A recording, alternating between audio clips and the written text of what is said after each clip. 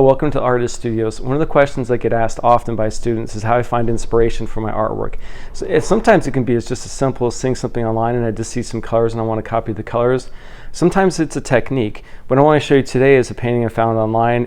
Here is the photograph I found online. It was a painting. This is by a Chinese artist.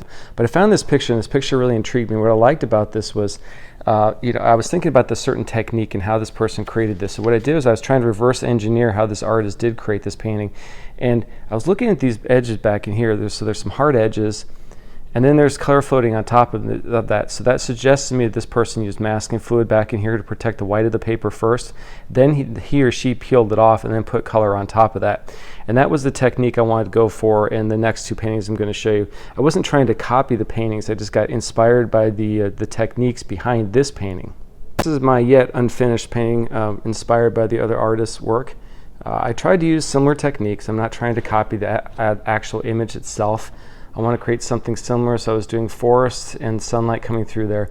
What I did first on this was I put down masking fluid. I put the darks, mid values of the darks of the trees and things, peeled off the masking fluid, then literally just poured color right on top. And I think it does kind of create the same effect that we got in this original picture. It's hard to tell what this guy did originally because this is of course something I found on Instagram at like 72 DPI, very, very small. But that's what's really fun about going back into other people's paintings and trying to recreate what they did. This was my second attempt. And this one is completely different. It's a horizontal as opposed to a vertical. I changed the colors quite a bit. I actually used almost every single color in my palette except for undersea green and lamp black. Everything was thrown into here. But what I did first was I put the darks of the trees down, peeled off the masking fluid, then I literally just poured the color right on top and let it just sit on top. If you don't use a brush, it doesn't pull the color off. So I think I was successful in reverse engineering those techniques.